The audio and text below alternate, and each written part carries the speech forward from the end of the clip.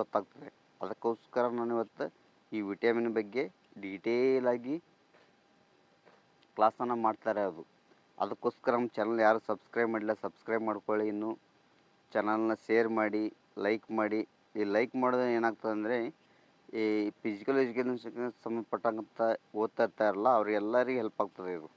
ಯಾವುದು ನೀವು ಲೈಕ್ ಮಾಡೋದ್ರಿಂದ ಜಾಸ್ತಿ ಜನಕ್ಕೆ ರೀಚ್ ಆಗ್ತದೆ. ಅವರು ಒಂದಿಷ್ಟು ಜನಕ್ಕೆ ಹೆಲ್ಪ್ ಆಗಲಿ ಅನ್ನೋ ಉದ್ದೇಶಕ್ಕೋಸ್ಕರ ಲೈಕ್ ಮಾಡಿ, ಶೇರ್ ಮಾಡಿ ಅಂತ ಹೇಳ್ತಾ ಇರೋದು. ಅದ್ರ ಬಿಟ್ಟು ಮತ್ತು ಉದ್ದೇಶ ಏನಿಲ್ಲ. ಈಗ ಕಾನ್ಸೆಪ್ಟ್ ಬರೋಣ. ಬೃಹತ್ ಪೋಷಕಾಂಶ.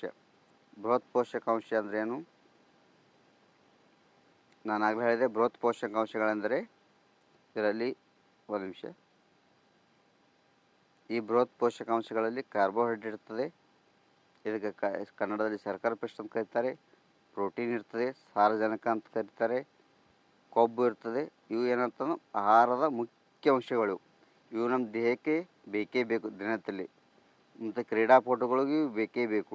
ಯಾವುವು ಅಂದರೆ ಕಾರ್ಬೋಹೈಡ್ರೇಟ, ಪ್ರೋಟೀನ, ಕೊಬ್ಬು. ಇವುಗಳಿಂದ ನಮ್ಮ ಶರೀರಕ್ಕೆ ಏನಾಗ್ತದೆ, ಶರೀರದ ಕಾರ್ಯ ಚಟುವಟಿಕೆ ನಿರ್ವಹಣೆ ಮಾಡ್ಲಿಕ್ಕೆ ಇವು ಇಂಧನಗಳಾಗಿವೆ. ಅವು ನಾಳೆ ಕ್ವಶನ್ ಕೇಳ್ಬೋದು, ಈ ಕೆಳಗಿನಗಳಲ್ಲಿ ಯಾವುದು ಕ್ರೀಡಾಪಟುವಿನ ಇಂಧನವಾಗಿದೆ ಅಂತ ಕೇಳ್ಬೋದು. ಅದರಲ್ಲಿ ಹಿಂಗೆ ಆಪ್ಷನ್ಸ್ ಕೊಡ್ತಾರೆ, ಕಾರ್ಬೋಹೈಡ್ರೇಟ, ಪ್ರೋಟೀನ, ಕೊಬ್ಬು, ಮೇಲೆ ಎಲ್ಲ ಓದ್ಕೊಡ್ಬೋದು. ಅಥವಾ ಕ್ರೀಡಾಪಟುವಿನ ಶರೀರದ ಚಟುವಟಿಕೆ ಮಾಡಲು ಈ ಕೆಳಗಿನ ಯಾವುದು ಇಂಧನವಾಗಿಲ್ಲ ಅಂತ ಕೊಡ್ತಾರೆ. ಕೊಟ್ಟು ಈ ಮೂರು ಆಪ್ಷನ್ಸ್ ಕಾರ್ಬೋಹೈಡ್ರೇಟ, ಪ್ರೋಟೀನ, ಕೊಬ್ಬು ಕೊಟ್ಟು ಬೇರೆ ಬೇರೆ ಈ ರೀತಿ ಎಕ್ಸಾಮಲ್ಲಿ ಬರ್ತಕ್ಕಂಥ ಈ ಥರ ಕೊಟ್ಟು ಎಕ್ಸಾಮಲ್ಲಿ ನಿಮಗೆ ಕ್ವಶನ್ ಕೇಳ್ತಾ ಇರ್ತಾನೆ. ಈ ನೆಕ್ಸ್ಟ್ ಯಾವ್ದು ನೋಡೋಣ ಅಂದರೆ ಸೂಕ್ಷ್ಮ ಪೋಷಕಾಂಶ ನೋಡೋಣ. ಇವಾಗ ಬೃಹತ್ ಪೋಷಕಾಂಶ ಆಯಿತು, ಈಗ ಸೂಕ್ಷ್ಮ ಪೋಷಕಾಂಶ. ಈ ಸೂಕ್ಷ್ಮ ಪೋಷಕಾಂಶದಲ್ಲಿ ಶರೀರದಲ್ಲಿ ನಡೀತಕ್ಕಂಥ ಅನೇಕ ರಾಸಾಯನಿಕ ಕ್ರಿಯೆಗಳಿಗೆ ಅಗತ್ಯವಾಗಿದ್ದು ಅವುಗಳಲ್ಲಿ ಯಾವುದಂದರೆ ಅವುಗಳಲ್ಲಿ ಸೂಕ್ಷ್ಮ ಪೋಷಕಾಂಶಗಳಲ್ಲಿ ವಿಟಮಿನ್ಸ್ ಬರ್ತವೆ. ಎ, ಬಿ, ಸಿ, ಡಿ ಮತ್ತು ಕೆ ವಿಟಮಿನ್ಗಳು. ನಾನು ಆಗಲೇ ಹಿಂದಿನ ಪ್ರಿವಿಯಸ್ ಇಯರ್ ಸ್ಲೈಡಲ್ಲಿ ಎಕ್ಸ್ಪ್ಲೇನ್ ಮಾಡಿದ್ನಲ್ಲ, ವಿಟಮಿನ್ ಎ ಕೊರತೆ ಅಂತ ಯಾವುದು, ವಿಟಮಿನ್ ಬಿ ಯಾವುದು, ಸಿ ಯಾವುದು, ಡಿ ಯಾವುದು, ಇ ಯಾವುದು ಮತ್ತು ಕೆ ಯಾವುದು ಅಂತ ಹೇಳಿದ್ನಲ್ಲ, ಅವು ಯಾವಂದರೆ ಸೂಕ್ಷ್ಮ ಪೋಷಕಾಂಶಗಳು ಬರ್ತವೆ.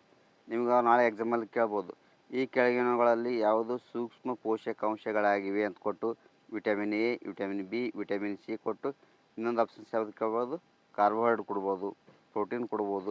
ಈ ರೀತಿ ಕೊಟ್ಟು ನಿಮಗೆ ಎಕ್ಸಾಮಲ್ಲಿ ಕನ್ಫ್ಯೂಸ್ ಮಾಡ್ತಕ್ಕಂಥ ಚಾನ್ಸಸ್ ಭಾಳ ಇರ್ತದೆ. ಹಾಗಾಗಿ ನೀವೇನು ಮಾಡಿ, ಬೃಹತ್ ಪೋಷಕಾಂಶಗಳು ಅಂದರೆ ಯಾವ್ಯಾವು? ಬೃಹತ್ ಪೋಷಕಾಂಶಗಳಂದರೆ ಕಾರ್ಬೋಹೈಡ್ರೇಟ್, ಪ್ರೋಟೀನ್, ಕೊಬ್ಬು, ಇವು ಬೃಹತ್ ಪೋಷಕಾಂಶಗಳು. ಈ ಸೂಕ್ಷ್ಮ ಪೋಷಕಾಂಶಗಳಂದರೆ ಯಾವಂದರೆ vitamin A, vitamin B, vitamin C, vitamin D, vitamin E ಮತ್ತು ಕೆ. ಈ ವಿಟಮಿನ್ಗಳು ಏನಾಗ್ತಾವೆ, ಸೂಕ್ಷ್ಮ ಪೋಷಕಾಂಶಗಳು. ಇದಿಷ್ಟು ನಿಮಗೆ ಕ್ಲಾರಿಟಿ ಇರಬೇಕು. ಅವನ ಎಕ್ಸಾಮಲ್ಲಿ ಯಾವುದೇ ರೀತಿ ಕ್ವಶನ್ ಯಾವ ರೀತಿ ಕೇಳಿದರೂ ಕೂಡ ನೀವು ಕನ್ಫ್ಯೂಸ್ ಆಗಬಾರ್ದು. ಇನ್ನು ನೆಕ್ಸ್ಟ್ ನೋಡೋದಾದರೆ ಖನಿಜ ವಸ್ತುಗಳು.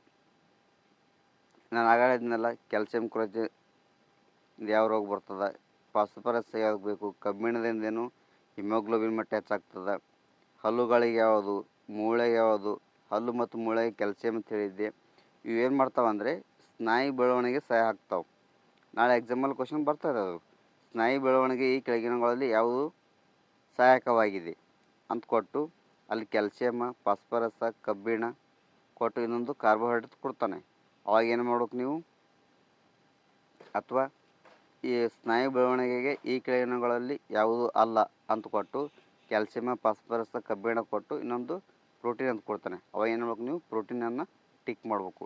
ಯಾಕಂದರೆ ಸ್ನಾಯು ಬೆಳವಣಿಗೆ ಏನು ಬೇಕು, ಕ್ಯಾಲ್ಸಿಯಂ ಬೇಕು, ಫಾಸ್ಫರಸ್ ಬೇಕು, ಕಬ್ಬಿಣ ಬೇಕು ಮತ್ತು ಹಲ್ಲು, ಮೂಳೆ ಇವುಗಳಿಗೆ ಸ್ನಾಯುಗಳ ಬೆಳವಣಿಗೆ ಏನು ಬೇಕು, ಇವೆಲ್ಲ ಖನಿಜಾಂಶಗಳು ಬೇಕು. ಇದು ಮೇಯ್ನಾಗಿ ನಾವು ಸಮತೋಲನ ಆಹಾರದಲ್ಲಿ ಏನೇನು ನೋಡಿದ್ದೇವೆ ಅಂದರೆ ಸೂಕ್ಷ್ಮ ಪೋಷಕಾಂಶಗಳು, ಬೃಹತ್ ಪೋಷಕಾಂಶಗಳು ಎರಡು ಟೈಪ್ ನೋಡಿದೆವು. ಅದರಲ್ಲಿ ಕಾರ್ಬೋಹೈಡ್ರೇಟ, ಪ್ರೋಟೀನ, ಕೊಬ್ಬು, ವಿಟಮಿನ್ಸ್ಗಳು ಮತ್ತು ಖನಿಜಾಂಶಗಳು ಕ್ಯಾಲ್ಸಿಯಮ್, ಫಾಸ್ಫರಸ್, ಕಬ್ಬಿಣ, ಹಲ್ಲು, ಮೂಳೆ, ಸ್ನಾಯು ಬೆಳವಣಿಗೆ, ಇದೆಲ್ಲ ಇಷ್ಟು ನೋಡಿದ್ದೇವೆ. ಇನ್ನು ನೆಕ್ಸ್ಟ್ ಸಮತೋಲನ ಆಹಾರ ಅಂದರೆ ಏನು, ಅದ್ರ ಬಗ್ಗೆ ಸ್ವಲ್ಪ ಡೆಫಿನೇಷನ್ ನೋಡ್ಕೊಂಬರೋಣ. ಸಮತೋಲನ ಆಹಾರ ಅಂತ ಕೊಡ್ಬೋದು, ಅಥವಾ ಎಕ್ಸಾಮಲ್ಲಿ ನಾಳೆ ಏನು ಮಾಡ್ಬೋದು, ಬ್ಯಾಲೆನ್ಸ್ ಡಯಟ್, ಇದನ್ನು ಕೂಡ ಅವನ ಎಕ್ಸಾಂಪಲ್ ನಿಮ್ಮ ಕ್ವಶನ್ ಕೇಳ್ಬೋದು. ಸಮತೋಲನ ಆಹಾರ ಅಂತೂ ಕೊಡ್ಬೋದು ಅಥವಾ ಬ್ಯಾಲೆನ್ಸ್ ಡಯಟ್ ಅಂತಲೂ ಕೊಡ್ಬೋದು. ಹಾಗಾಗಿ ನೀವೇನು ಎರಡು ವರ್ಡ್ಗಳನ್ನು ನೆನಪಿಟ್ಕೊಳ್ಳೋದು ನನ್ನ ಪ್ರಕಾರ ಸೂಕ್ತ. ಅತಿ ಹೆಚ್ಚು ಯಾವುದಂದರೆ ಇಂಗ್ಲೀಷ್ನಲ್ಲಿ ರೆಫರ್ ಮಾಡೋದು ಇನ್ನೂ ಬೆಸ್ಟ್. ಅದಕ್ಕೋಸ್ಕರ ನಾನು ಎರಡು ಹೇಳ್ತಾ ಇದ್ದೀನಿ. ಸಮತೋಲನ ಆಹಾರದಲ್ಲಿ ಏನೇನು ಇರಬೇಕಂದ್ರೆ ಶರೀರಕ್ಕೆ ಅಗತ್ಯವಾದ ಪೋಷಕಾಂಶಗಳನ್ನು ಸರಿಯಾದ ಪ್ರಮಾಣದಲ್ಲಿ ಒದಗಿಸುವ ಆಹಾರದ ಕ್ರಮವನ್ನೇ ಸಮತೋಲನ ಆಹಾರ ಅಂತ ಕರಿತೀವಿ ನಾವು. ಸಮತೋಲನ ಆಹಾರ ಅಂದರೆ ನಮ್ಮ ದೇಹಕ್ಕೆ ಅಗತ್ಯವಾಗಿ ಏನೇನು ಬೇಕು ಅಂದರೆ ಪೋಷಕಾಂಶಗಳು ಬೇಕು. ಹಾಗಾಗಿ ಈ ಪೋಷಕಾಂಶಗಳು ಆಹಾರದಲ್ಲಿರಬೇಕು, ಸರಿಯಾದ ಪ್ರಮಾಣದಲ್ಲಿರಬೇಕು.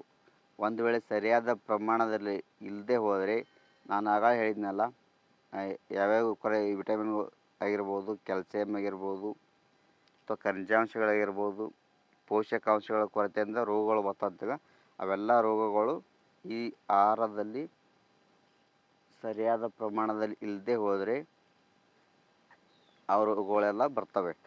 ಹಾಗಾಗಿ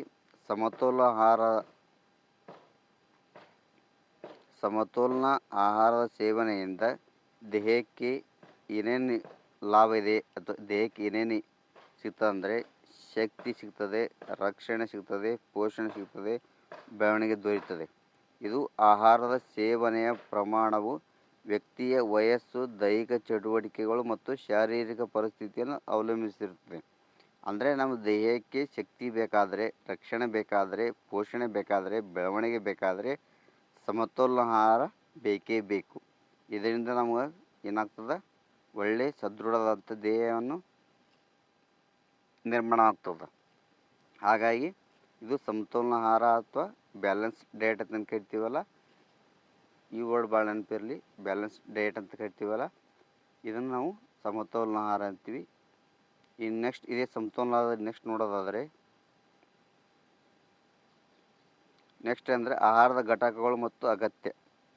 ಇದನ್ನು ಚೂರು ನೋಡ್ಕೊಂಬರೋಣ. ಅಂದರೆ ಆಗ ಹೇಳಿದ್ನ ನಾನು, ಕಾರ್ಬೋಹೈಡ್ರೇಟ್ ಎದಕ್ಕೆ ಬೇಕಂದರೆ ಕಾರ್ಬೋಹೈಡ್ರೇಟ್ ಅಥವಾ ಶರ್ಕರೆ ಪಿಷ್ಟ ಅಂತ ಕರಿತೀವಿ ಕನ್ನಡದಾಗ. ಇವು ನಮ್ಮ ದೇಹಕ್ಕೆ ಅಗತ್ಯ ಇರುವ ಶಕ್ತಿಯ ಪ್ರಮುಖ ಮೂಲವಾಗಿದೆ. ನಾಳೆ ಎಕ್ಸಾಮಲ್ಲಿ ಹಿಂಗೆ ಕ್ವೆಶನ್ ಕೇಳ್ತಾರೆ, ಏನಂದರೆ ಕ್ರೀಡಾಪಟುವಿಗೆ ಈ ಕೆಳಗಿನಗಳಲ್ಲಿ ಶಕ್ತಿಯನ್ನು ಒದಗಿಸುವ ಪ್ರಮುಖ ಮೂಲ ಯಾವುದು ಅಂತ ಕೊಡ್ತಾನೆ. ಅಲ್ಲಿ ಕಾರ್ಬೋಹೈಡ್ರೇಟ್, ಪ್ರೋಟೀನ, ಕೊಬ್ಬು ಕೊಟ್ಟು ಕ್ಯಾಲ್ಸಿಯಂ ಕೊಡ್ಬೋದು. ಆವಾಗ ನೀವೇನು ಮಾಡಬೇಕು, ಕಾರ್ಬೋಹೈಡ್ರೇಟ್ ಅಂತಕ್ಕಂಥ ಆಪ್ಷನನ್ನು ಚೂಸ್ ಮಾಡ್ಬೇಕಾಗುತ್ತೆ. ಇದು ಭಾಳಷ್ಟು ಇಂಪಾರ್ಟೆಂಟ್.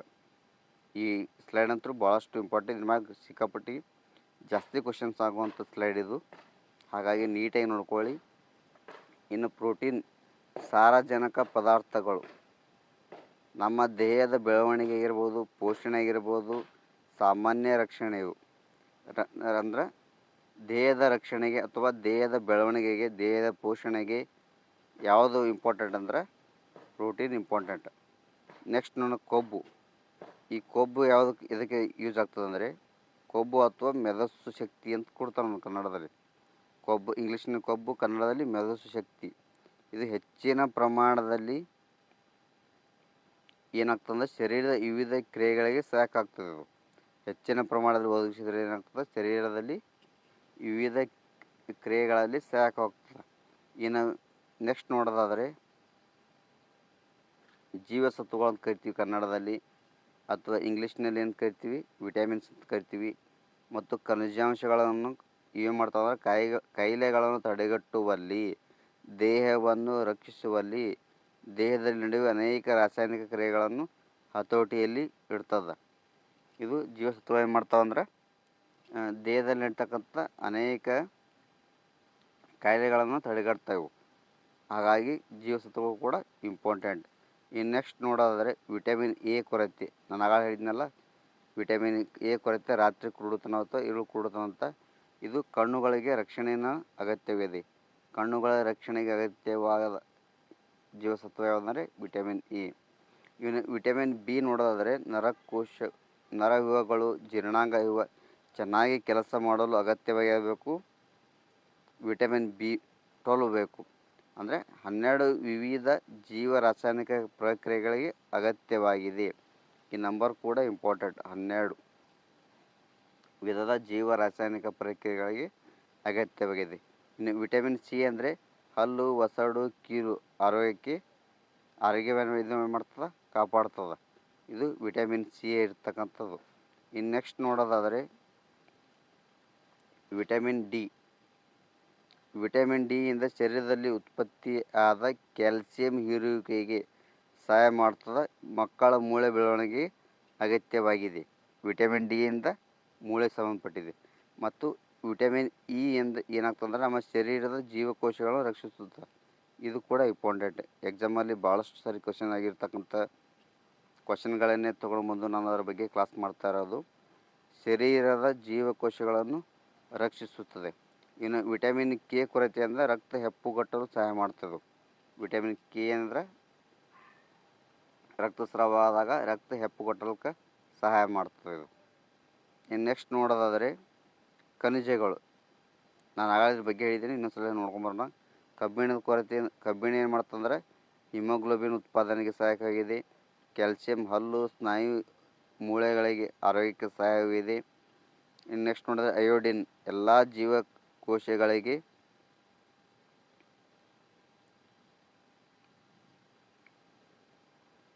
ಕ್ಯಾಲ್ಸಿಯಂ ಹಲ್ಲು, ಸ್ನಾಯು, ಎಲುಬು ಅಂದರೆ ಮೂಳೆಗಳ ಆರೋಗ್ಯ ಸಹಾಯಕವಾಗಿದೆ. ಇನ್ನು ಸೋಡಿಯಂ ಏನು ಮಾಡ್ತಂದರೆ ಎಲ್ಲ ಜೀವಕೋಶಗಳಿಗೆ ವಿಶೇಷವಾಗಿ ನರಕೋಶಗಳಿಗೆ ಅಗತ್ಯವಾಗಿದೆ.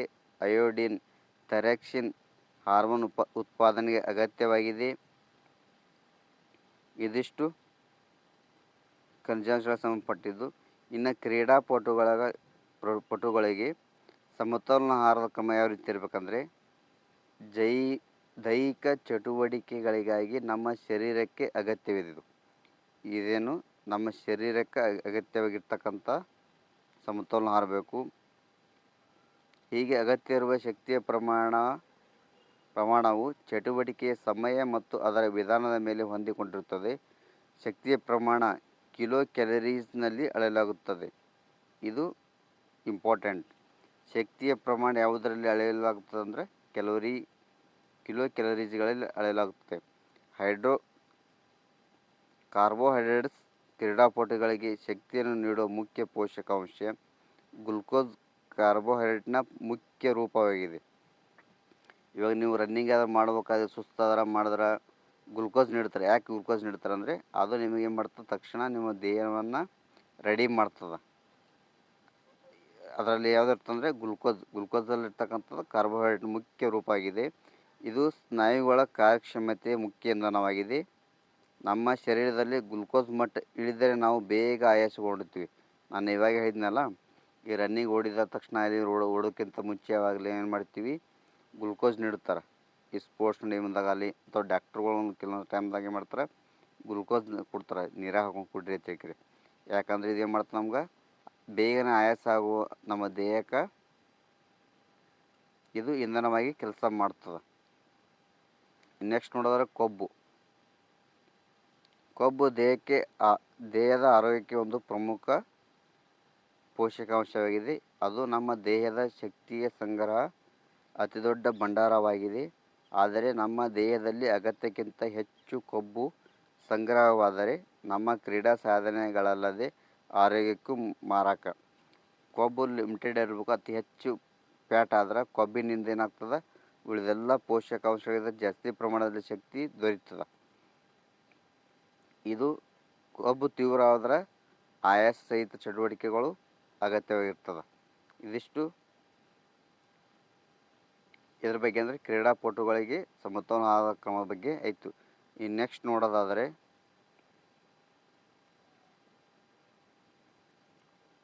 ನೆಕ್ಸ್ಟ್ ಇನ್ನೊಂದು ಸ್ಲೈಡ್ ಇದೆ ಇಲ್ಲಿ. ಇದು ನೋಡೋಣ. ಈ ಸ್ಲೈಡ್ ಭಾಳಷ್ಟು ಇಂಪಾರ್ಟೆಂಟ್. ರಾಸಾಯನಿಕ ಹೆಸರುಗಳು ಕೇಳ್ತಾ ಇರ್ತಾನೆ, ಅದ್ರ ಬಗ್ಗೆ ಸ್ವಲ್ಪ ಇಲ್ಲಿ ನೋಡ್ಕೊಂಡು ಹೋಗೋಣ. ವಿಟಮಿನ್ ಎ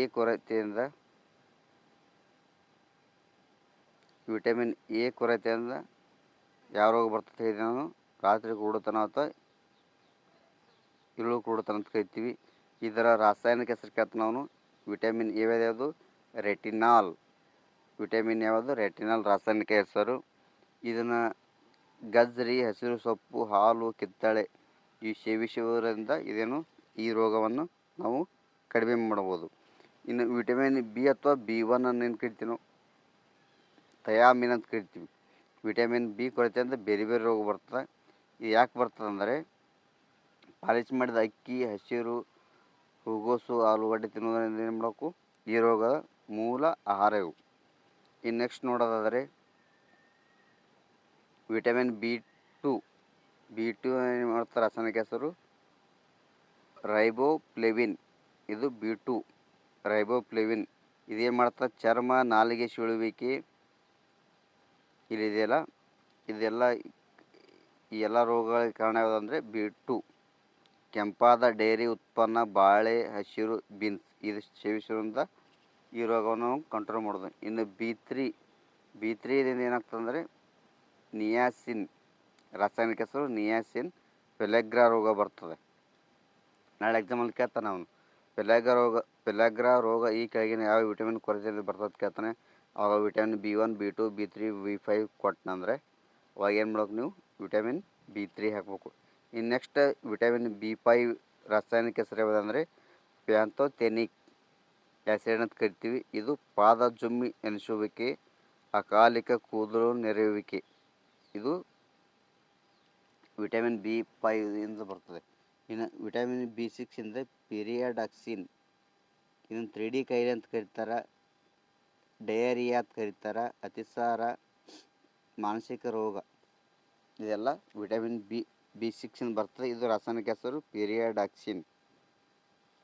ಇನ್ನು ನೆಕ್ಸ್ಟ್ ನೋಡೋದಾದರೆ B7, ವಿಟಮಿನ್ B7 ದಿಂದ ಬಯೋಟಿನ್ ಅಂತ ಕರೀತಾರೆ, ರಾಸಾಯನಿಕ ಹೆಸರು. ಇದು ರಕ್ತಹೀನತೆಗೆ ಕಾರಣ. ವಿಟಮಿನ್ B7 ಕೊರತೆ ಆದರೆ ಇದು ರಕ್ತಹೀನತೆಗೆ ವಿಟಮಿನ್ B7 ಉಂಟಾಗ್ತದೆ. ಇದು ಮೊಟ್ಟೆ, ಹಳದಿ, ಕಚ್ಚಾ ಭಾಗ, ಯಕೃತ, ಬಟಾಣಿ ಇವು ಸೇವಿಸುವುದರಿಂದ ಈ ರೋಗವನ್ನು ಕಂಟ್ರೋಲ್ ಮಾಡ್ಬೋದು. ಹಾಗೆ ಇನ್ನೂ ಯಾರು ನಮ್ಮ ಚಾನಲ್ನ ಸಬ್ಸ್ಕ್ರೈಬ್ ಮಾಡಿಲ್ಲ ಸಬ್ಸ್ಕ್ರೈಬ್ ಮಾಡ್ಕೊಳ್ಳಿ, ಲೈಕ್ ಮಾಡಿ. ಏನಾದರೂ ಡೌಟ್ಸ್ ಇದ್ದರೆ ಕಮೆಂಟ್ ಮಾಡಿ. ನೆಕ್ಸ್ಟ್ ಕ್ಲಾಸ್ ಯಾವುದ್ರ ಬಗ್ಗೆ ಹೇಳೋಣ ಅದ್ರ ಬಗ್ಗೆನೂ ಕ್ಲಾಸ್ ಮಾಡ್ತೀನಿ. ನಾನು ಇದೇ ರೀತಿ ಡೀಟೇಲಾಗಿ ಹೇಳ್ತಾ ಇರ್ತೀನಿ. ಅದ್ರ ಬಗ್ಗೆ ಕಂಪ್ಲೀಟಾಗಿ ಮಾಡೋಣ ಮುಂದೆ. ಇನ್ನು ನೆಕ್ಸ್ಟ್ ಬರ್ತಕ್ಕಂಥ ಟಾಪಿಕ್ಗಳಲ್ಲಿ ಎಲ್ಲ ಫುಲ್ ಡೀಟೇಲಾಗಿ ಹೇಳೋಣ. ಹಾಗಾಗಿ ಎಲ್ಲರೂ ಯಾರು ಇನ್ನೂ ನಮ್ಮ ಚಾನಲ್ನ ಸಬ್ಸ್ಕ್ರೈಬ್ ಮಾಡ್ಕೊಳ್ಳಿ. ಫುಲ್ ಡೀಟೇಲ್ ಎಕ್ಸ್ಪ್ಲೇಷನ್ ಇರ್ತದೆ, ಫುಲ್ PDF ನೋಟ್ಸ್ ಇರ್ತದೆ. ಎಲ್ಲನೂ ಕಂಪ್ಲೀಟಾಗಿ ಮಾಡೋಣ ಅಂತ ಹೇಳ್ತಾ, ನೆಕ್ಸ್ಟ್ ವಿಟಮಿನ್ B9 ಯಾವುದು, ಫೋಲಿಕ್ ಆ್ಯಸಿಡ್, ಇದು ಕೂಡ ರಕ್ತಹೀನತೆಗೆ ಸಂಬಂಧಪಟ್ಟಿದೆ. ಇನ್ನು ವಿಟಮಿನ್ B12 ಸೈನೋಕೊಬ್ಯಾಲಿನ್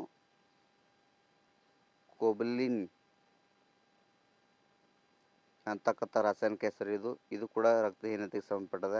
ಇನ್ನು ವಿಟಮಿನ್ C ಅನ್ನು ಆರ್ಸಬಿಕ್ ಆ್ಯಸಿಡ್ ಅಂತ ಕರಿತೀವಿ, ಇದು ಸ್ಕರ್ವಿ ರೋಗ ಬರ್ತದೆ. ಇನ್ನು ವಿಟಮಿನ್ D ಅಂದರೆ ಕ್ಯಾಲ್ಸಿಫೆರಾಲ್ ಅಂತ ಕರಿತೀವಿ ನಾವು. ಕ್ಯಾಲ್ಸಿಫೆರಾಲ್ ಅಂದರೆ ಇದು ಮೂಳೆಗೆ ಸಂಬಂಧಪಟ್ಟಿರ್ತಕ್ಕಂಥದ್ದು. ಇನ್ನು ವಿಟಮಿನ್ E ನೋಡೋದಾದರೆ ಟೋಕೋಪೆರ್ಸಾಲ್ ಅಂತ ಕರಿತೀವಿ, ರಾಸಾಯನಿಕ ಹೆಸರು. ಇದು ಬಂಜೆತನಕ್ಕೆ ಕಾರಣ ಆಗ್ತದೆ. ಇನ್ನು ವಿಟಮಿನ್ K ಅಂತ ಕರಿತೀವಿ, ಪೈಲೋಕ್ವಿನೇನ್, ಇದು ರಕ್ತ ಹೆಪ್ಪುಗಟ್ಟದಿರುವಿಕೆ ಕಾರಣ ಆಗ್ತದೆ. ವಿಟಮಿನ್ K ಕೊರತೆ ಯಾವುದು, ರಕ್ತ ಹೆಪ್ಪುಗಟ್ಟದಿರುವಿಕೆಗೆ ವಿಟಮಿನ್ K ಇರ್ತಕ್ಕಂಥದ್ದು ಐತಿ. ಇನ್ನೂ ನಿಮಗೆ ಕಮೆಂಟಲ್ಲಿ ಕಮೆಂಟ್ ಮಾಡಿ ಯಾವ ಟಾಪಿಕ್ಗಳ ಬಗ್ಗೆ ನಾವು ಕ್ಲಾಸ್ ಮಾಡಬೇಕು, ಇಂಥ ಕ್ಲಾಸ್ ಮಾಡಿ ಸರ್ ಅಂತ ಹೇಳ್ತಾರೆ. ಅದಕ್ಕಿಂತ ಮುಂಚೆ ಯಾವುದಂದರೆ ನಮ್ಮ ಚಾನಲ್ನ ಯಾರು ಇನ್ನೂ ಸಬ್ಸ್ಕ್ರೈಬ್ ಮಾಡಿಲ್ಲ ಸಬ್ಸ್ಕ್ರೈಬ್ ಮಾಡ್ಕೊಳ್ಳಿ. ಭಾಳಷ್ಟು ಜನನ ಕೇಳ್ತಾ ಇರೋ ಕ್ವಶನ್ ಯಾವುದಂದರೆ, ಸರ್ ನಾಕೌಟ್ ಬಗ್ಗೆ ಕ್ಲಾಸ್ ಮಾಡಿ ಅಂತ ಹೇಳ್ತಾ ಇದ್ದೀರಿ. ಅದನ್ನು ಕೂಡ ಮಾಡೋಣ. ಅದು ಒಂದು ಸ್ವಲ್ಪ ಡೀಟೇಲಾಗಿ ಎಲ್ಲ ಅದರಲ್ಲಿ ಬರ್ತಕ್ಕಂಥ 4 ಟೈಪ್ ಇದೆ. ಆ 4 ಟೈಪಲ್ಲಿ ಬರ್ತಕ್ಕಂಥ ಎಲ್ಲ ಕ್ವಶನ್ಗಳನ್ನು ಸಾಲ್ವ್ ಮಾಡೋಣ. ಯಾವುದೇ ಕ್ವಶನ್ ಬೇಡ, ಇದೇ ರೀತಿ ಡೀಟೇಲಾಗಿ ಕ್ಲಾಸ್ ಮಾಡ್ಬೇಕಂತೇಳಿ ಅದನ್ನು ಏನು ಮಾಡ್ತಾಯಿದ್ದೀನಿ, ನೋಟ್ಸನ್ನು ರೆಡಿ ಮಾಡ್ತಾಯಿದ್ದೀನಿ. ಯಾವುದಂದರೆ ನಾಕೌಟ್ ಬಗ್ಗೆ ನೋಟ್ಸನ್ನು ರೆಡಿ ಮಾಡ್ತಾಯಿದ್ದೀನಿ. ನೋಟ್ಸ್ ರೆಡಿ ಮಾಡಿ ಅದ್ರ ಬಗ್ಗೆ ಡೀಟೇಲಾಗಿ ನಿಮಗೆ ಎಕ್ಸ್ಪ್ಲೇನ್ ಮಾಡ್ತೀನಿ, ಡೀಟೇಲ್ಸ್ ಆಗಿ. ಅದ್ರ ಮೇಲೆ ಯಾವುದೇ ಕ್ವಶನ್ಸ್ ಬಂದರೂ ಮಿಸ್ ಆಗ್ಬಿಡೋದು, ಆ ರೀತಿಯಾಗಿ ಅದನ್ನು ನೋಟ್ಸ್ ಮಾಡ್ತಾಯಿದ್ದೀನಿ. ಅದಕ್ಕೆ ಸ್ವಲ್ಪ ಟೈಮ್ ಬೇಕು ಕ್ಲಾಸ್ ಮಾಡೋಕ್ಕೆ. ನಾನು ಕ್ಲಾಸ್ ಮಾಡಿ ನೋಟ್ಸ್ ಮಾಡಿ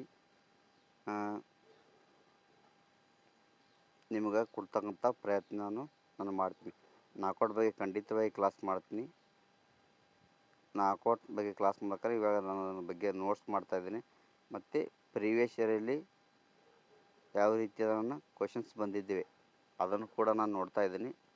ಪ್ರೀವಿಯಸ್ ಇಯರ್ ಬಂದಿರತಕ್ಕಂಥ ಎಲ್ಲ ಕ್ವಶನ್ಗಳನ್ನು ತೆಗೆದುಕೊಂಡು ಎಲ್ಲ ಟೈಪ್ ಇದರಲ್ಲಿ ಮೇನಾಗಿ 4 ಪ್ರಕಾರಗಳು ಬರ್ತವೆ.